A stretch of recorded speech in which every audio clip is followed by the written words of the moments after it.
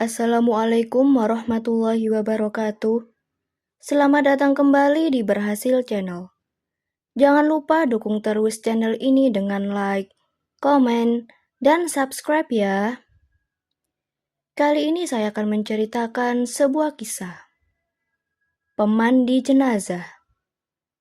Di sebuah desa di Jawa, ada seorang perempuan tua bernama Mbok Siti. Sudah puluhan tahun ia menjadi pemandi jenazah, sebuah profesi yang diwarisi dari ibunya. Tidak ada yang lebih dihormati di desa itu selain Mbok Siti. Meski profesi ini sering dianggap penuh misteri, Mbok Siti menjalankan tugasnya dengan tulus dan tanpa pamrih. Namun orang-orang desa selalu berkata, ada sesuatu yang lebih dalam pekerjaannya, seolah-olah ia tidak hanya memandikan tubuh, tapi juga berkomunikasi dengan roh. Suatu malam saat hujan tiba-tiba ada suara angin berhembus dari arah hutan. Pintu rumah Mbok Siti diketuk. Ia membuka pintu dan mendapati seorang lelaki berdiri di depan rumahnya.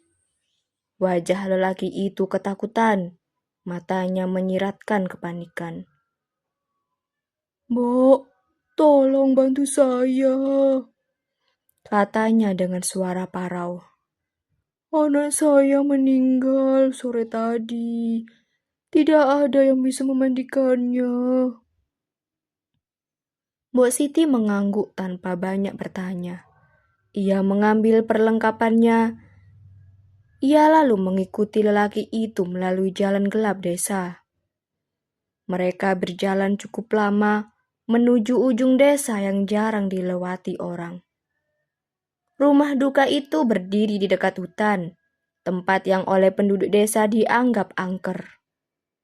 Sepanjang perjalanan, Mbok Siti merasa hawa dingin menusuk lebih dingin dari biasanya, tapi ia tidak berkata apa-apa. Ketika tiba di rumah, Mbok Siti melihat jenazah seorang gadis muda terbaring di atas tikar. Gadis itu tampak cantik, dengan rambut panjang tergerai. Namun ada yang aneh, meski tubuhnya kaku, bibir gadis itu tampak seperti tersenyum. Senyum yang tidak wajar. Mbok Siti merinding, tapi ia tetap menjalankan tugasnya. Lelaki itu hanya duduk di sudut ruangan, diam tanpa sepatah kata. Saat Mbok Siti mulai menyiramkan air ke tubuh gadis itu, sebuah suara berbisik di telinganya. "Tolong, Mbok, aku dibunuh." Mbok Siti tertegun, tangannya gemetar. Ia menoleh ke belakang, tapi tidak ada siapapun di sana. Lelaki itu masih duduk diam dengan pandangan kosong. Mbok Siti mencoba melanjutkan tugasnya, tapi suara itu kembali terdengar. Kali ini lebih keras. "Jangan biarkan dia lolos, Mbok. Dia pelakunya." Mbok Siti mulai merasa ada sesuatu yang tidak beres. Ia memperhatikan tubuh gadis itu lebih saksama. Ada lebam samar di sekitar leher, dan pergelangan tangannya seolah-olah ia dicekik. Mbok Siti tahu ini bukan kematian biasa. Namun ia tidak berani berkata apa-apa. Ia hanya melanjutkan tugasnya sambil mengucapkan doa-doa yang diajarkan ibunya. Ia berharap arwah gadis itu bisa tenang. Ketika selesai memandikan jenazah dan mengafani tubuhnya, Mbok Siti hendak berpamitan kepada lelaki itu. Tetapi lelaki itu tidak ada di mana-mana. Mbok Siti pulang sendiri malam itu, berjalan melewati jalan desa yang gelap dan sepi. Di tengah perjalanan ia merasa seperti diikuti seseorang. Langkah kaki itu terdengar jelas di belakangnya. Namun setiap kali ia menoleh, tidak ada siapapun. Sampai di rumah, Mbok Siti langsung menyalakan lampu minyak dan duduk di depan altar kecil. Ia berdoa panjang, memohon perlindungan dari segala gangguan. Namun saat ia hendak tidur, suara itu terdengar lagi, lebih keras dari sebelumnya. "Mbok, aku ingin pulang.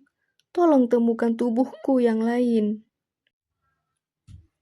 Esok paginya Mbok Siti pergi ke balai desa dan menemui kepala desa.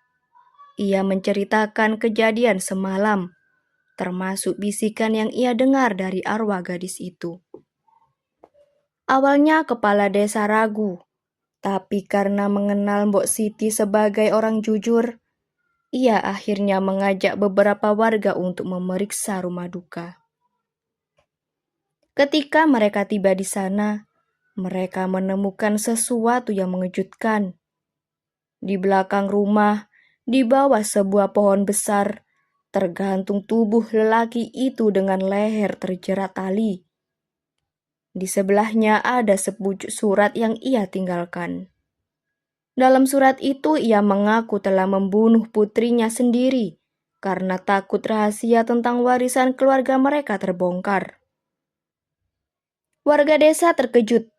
Jenazah gadis itu akhirnya dimakamkan dengan layak. Namun sejak malam itu, Mbok Siti sering bermimpi tentang gadis itu. Dalam mimpinya gadis itu selalu tersenyum, senyum yang kini terasa lebih tulus. Namun di sudut senyumannya ada peringatan, seolah ia berkata, "Hati-hati Mbok, tidak semua rahasia harus kau ketahui." Terima kasih sudah menonton. Jangan lupa like, comment, dan subscribe ya.